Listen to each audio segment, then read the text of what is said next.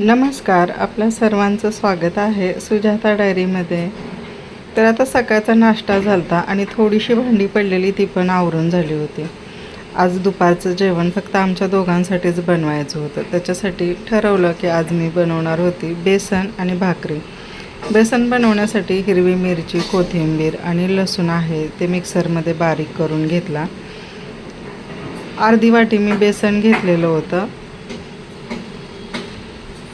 इकडे कढईत तेल गरम करायला ठेवलं. तर अंदाजे मी 3-4 पळी तेल घेतलं होतं. त्याच्यात थोडंसं जिरं घातलं, 5-6 कढीपत्त्याची पानं घातली. फोडणीसाठी कांदा आणि टमाटर बारीक केलेलं होतं. एक कांदा होता तो घालून घेतला. ब्राऊन होईपर्यंत तळायला ठेवला. इकडे बेसन पीठमध्ये पाणी घालून थोडं मिक्स केलं. कांद्याचा कलर चेंज झाला की टमाटर घातला आणि दळलेला मसाला घालून चांगला मिक्स करून घेतला. हळद घातली आणि बेसन मिक्स केलेलं होतं ते घालून घेतलं. आता जेवढं पातळ बनवायचं होतं ना तेवढं पाणी घालून घेतलं. चवीनुसार मीठ घातलं. 10 मिनटासाठी ताट झाकून ठेवलं, कारण हे ज्या उकळ्या फुटतात ना तर त्याचे सगळे शितोडे इकडे साईडला वगैरे उडतात आणि ते होऊ नये म्हणून ताट झाकून ठेवलं होतं. बेसन तयार झालं तर बेसन बनते तोपर्यंत मी भाकरी पण बनवून घेतलेली होती. आता आम्ही दोघंजण आहे ते जेवण करतो. जेवण झाल्यानंतर ना आंघोळीचे सगळे कपडे मी वॉशिंग मशीनमध्ये टाकून ठेवली आणि दळण करायला घेतलं. आता माझ्याकडचं गव्हाचं पीठ संपलेलं होतं म्हणून गहू नीट करायचे होते. आता ह्याच्यातनं थोडेसे मसुकिडे झालेले होते, त्याच्यामुळे नवीन गहू होते ते मी ह्याच्यामध्ये ओतले नाही, तर जे जुने गहू होते असेच ठेवलेले. तर हे पातीला आहे तर 10 किलोचा त्याचा अंदाज आहे. तर मी सगळे गहू काढून घेतले. आता इकडे मी ड्रॉवर उघडला तर इथे बेलाचं खायला होतं. जनूने पटकन बेलाचं खायचं खाऊन टाकलं. थोडंसं चाळून बघितलं तर खूप सारे मसुकिडे खाली पडले. आता हे मसुकिडे ना सगळ्या घरात होतील, मग तसे होऊ नये म्हणून ताटात पाणी घेतलं आणि असं चाळलं मी.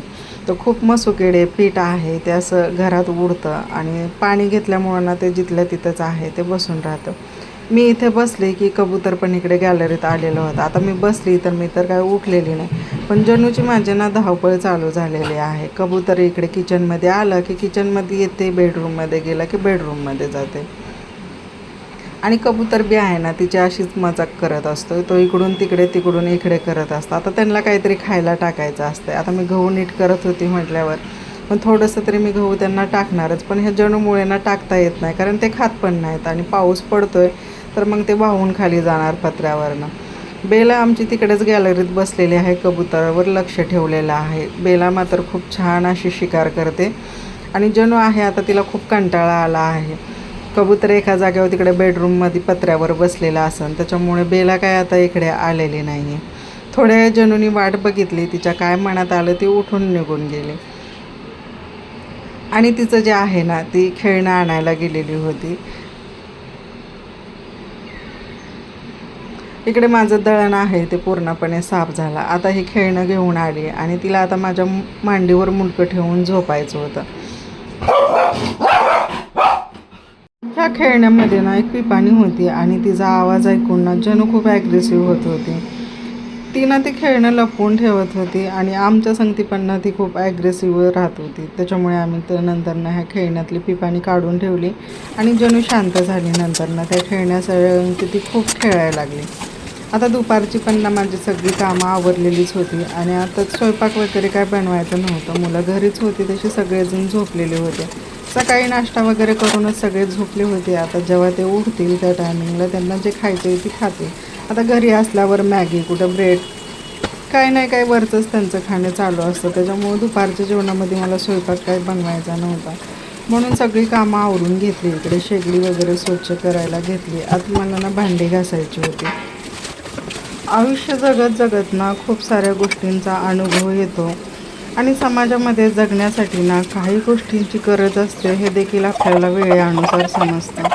पण काही बायकांना ना त्या गोष्टी कधी समजूनच येत नाही आहेत. एखाद्या मुलाच्या आयुष्यामध्ये गेल्यानंतर ना कुठल्याही मुलीला हीच अपेक्षा असते की आपला नवरा, आपण, आपली मुलं ह्याच्यामध्येच पूर्ण प्रपंच आहे असं खरं वाटतं.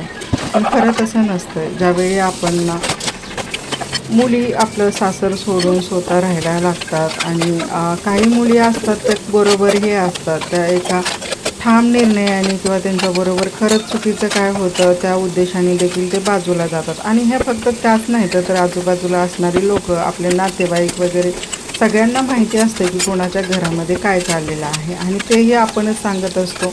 आज आपल्या संगती काय होतं आहे काय नाही, मी माझ्या माहेरी सांगू शकते, माझे सासू सासरे आहेत तर त्यांचे नातेवाईक आहेत त्यांना सांगू शकतात, आणि ऐकून घेणारी माणसं देखील आपल्याला जज करत असतात. ज्यावेळी ना आपल्या चुका कुठं दिसून आपण स्वतः चुकीचं असून जर आपण एक चुकीचं डिसिजन घेतलं आणि त्यालाही आपला नवरा सपोर्ट करत असेल आणि आईबापा बरोबर आहेत आणि त्यांच्या विरोधात उभा होत असेल, तर खरं सांगायचं तर हे जे नातेवाईक आहेत ना, हे सगळे आपल्या विरोधातच उभा राहिलेले असतात. आज आपण आपल्या मुलांसंगती, नवऱ्यासंगती जे आनंदाचं आयुष्य जगत असतो आहे, आपल्याला जो आपल्याकडे पैसा असतो आहे, सगळ्या जरुरीच्या वस्तू असतात ना, त्यावेळी आपल्याला ना समाजाची गरज असते, ना नातेवाईकांची गरज असते, कोणाचीच गरज नसते. आपलं पूर्ण आयुष्य आपला नवरा, आपल्या इथपर्यंतच राहतं. पण कालांतराने आज जे आपल्याला बरोबर वाटतं ना, काही दिवसांनी त्या गोष्टी आपल्याला देखील त्या चुकीच्या वाटतात. आता हे आयुष्य जगता जगताना हे मी माझा स्वतःचा अनुभव सांगते. नवरा आणि मुलांसंगती देखील पूर्णपणे माणूस सुखीच असता असं नाही आहे. काही गोष्टींमध्ये कुठं नाही कुठं काहीतरी आपल्यामध्ये किंवा समोरच्या माणसामध्ये कमतरता असते, त्याच्यामुळे घरात छोटे मोठे वाद होतच राहतात. पण ती बाई ना चुकीच्या मार्गाने ना आपलं कुटुंब, आपले सासू सासरे म्हणजे आपले जे नातेवाईक आहेत त्यांच्यापासून आपल्या नवऱ्याला लांब करते, एकटं पाडते ती. तर काही दिवसांनी जेव्हा तिची मुलांची वेळ येते, त्यांच्या लग्नांची वेळ येते, त्या टायमिंगला ना त्याच मुलाला, त्या बाईला ना त्या नातेवाईकांची गरज लागते, त्या समाजाची गरज लागते. त्या टायमिंगला पैसा खरं ना काहीच कामी येत नाही. तुमच्याकडे कितीही पैसा असेल तर माणूस पैसा बघून ना आपल्या मुली देत नाही आहे, किंवा पैसा बघून कुणाच्या मुलीही आपल्या घरी आणत नाही. त्या टायमिंगला माणूस फक्त माणुसकी बघत असतो. मुलाच्या इकडचे बघतात की मुलीच्या आई आहे ती कशी आहे, ती कशी राहिलेली आहे तिच्या सासू सासऱ्यांसंगती. मुलाच्या इकडचेही तसेच बघतात. तुमचं करोडो रुपये असतील तर एका क्षणामध्ये त्याला ठोकर मारून जातात. माणूस कितीही म्हणू द्या की पैसा जगायला खूप इम्पॉर्टंट आहे. हा पैसा जेवढा इम्पॉर्टंट आहे ना, तेवढेच रिश्ते देखील इम्पॉर्टंट आहेत. आयुष्य जगताना ना आपलं आयुष्य ना बॅलन्स करून जगणं खूप गरजेचं आहे. एखाद्या गोष्टीला खूप इम्पॉर्टंट द्यायचं आणि एखाद्या गोष्टीचं इम्पॉर्टन्स शून्य करून टाकायचं, आणि ही चूक आपल्याला कालांतराने खरं जाणवायला लागते. तर अशा लोकांना ना खरंच हे सांगणं आहे की ज्यावेळी तुम्हाला समाजाला किंवा तुमच्या नातेवाईकांना तुमची गरज असते, त्या टायमिंगला तुम्ही त्यांच्या हात सोडून निघून जाता, आणि नंतरनं तुम्हालाही त्यांची गरज पडते, त्यावेळी तुमच्या कुठल्याही गोष्टीत कुणी भाग घेत नाही.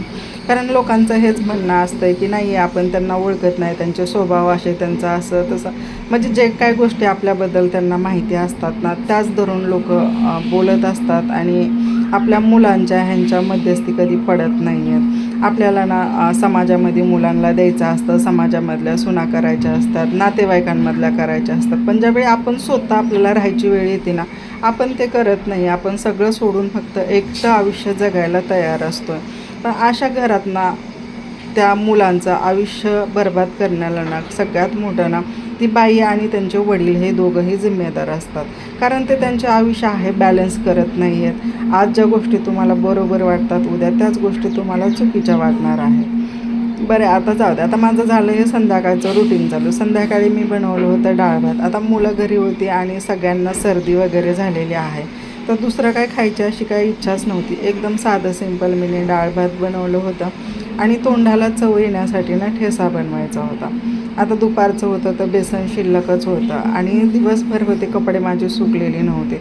संध्याकाळच्या टायमिंगला मी सुकल्यानंतर ना सगळे कपडे काढून घेतले, कपड्यांच्या घड्या घातल्या, सगळे कपडे आहेत ते मी जिथल्या तिथे मांडून घेतले. इकडे माझे छोटे मोठे जे कामं राहिली होती तेही मी करत होती, तसं किचनमधला स्वयंपाक वगैरे तेही माझा चालूच होता. इकडे आले आणि जणू बेलासाठी चिकन आणले होते, त्याच्यामध्ये 2 तंगड्याही होत्या. तर मी तंगड्या आहेत भाजल्या, थंड झाल्यानंतर ना जणूला खायला दिले. इकडे चिकन शिजायला टाकलं होतं. माझा स्वयंपाक होतोय तोपर्यंत चिकनही बनेल. इकडे मी कुकरमध्येच आहे ते भात शिजायला टाकलेलं होतं. डाळ झालेली होती. कुकरमध्ये पाणी टाकलं, मीठ टाकलं आणि झाकण ठेवलं. आता मटण चिकन हे शिजून झालेलं आहे. आता त्याला थंड करायला ठेवलं. भात झाल्यानंतर ना ह्या दोघींना हे खायला देईल. आता मला बनवायचा होता ठेचा. तर मिरच्या आहेत, मी 10-12 मिरच्या घेतल्या होत्या आणि त्यांना आहे ते असं मधून कट करून घेतलं. कारण अख्ख्या मिरच्या तेलात टाकल्या की सगळ्या तडतड उडतात, अंगावर तेलाचे देखील शितोडे उडतात आणि मी ह्या गोष्टीला खूप घाबरते. कारण मला खूप वेळानं असं तेल भाजलेलं आहे.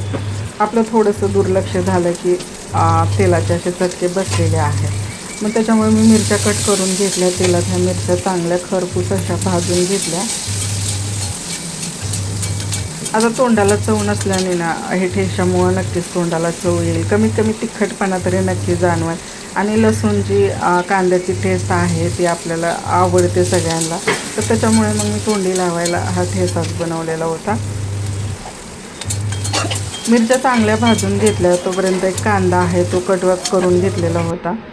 मिरच्या साईडला काढल्या, थंड करायला त्याही ठेवल्या होत्या. पुन्हा मी कढईत आहे तर 1-2 पळी तेल घातला. कांदा चांगला लालसर होईपर्यंत भाजून घेतला. तर कांद्याबरोबर मी लसूण पण टाकला होता. लसूणला पण थोडंसं त्याच्यामध्येच तळून घेतलं. थंड झाला त्याच्यानंतर ना कांदा, मिरची, लसूण त्याच्यात चवीनुसार मीठ घातलं. थोडेसे शेंगदाणे घातले तर त्याचा तिखटपणा करण्यासाठी, कमी करण्यासाठी. तर ठेचा माझा ठेसून झाला होता.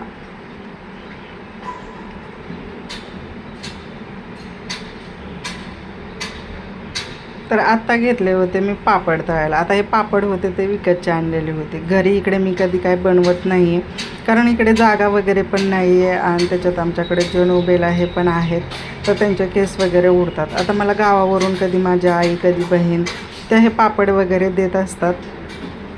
आता हे विकतच्या मुलीने आणलेले होते. खूप दिवस झालं असेच पडलेले होते. मग मी आज त्यांना तळायला घेतला. पापड माझे सगळे तळून झाले आता आणि करतो सगळेजण संध्याकाळचं जेवण. तर आजचा माझा तुम्हाला हा व्हिडिओ कसा वाटला नक्की कमेंटमध्ये सांगा. आपण नवीन असाल तर माझ्या चॅनलला लाईक करा, सबस्क्राईब करा, बेल आयकॉन बटन प्रेस करा. Bye, thank you.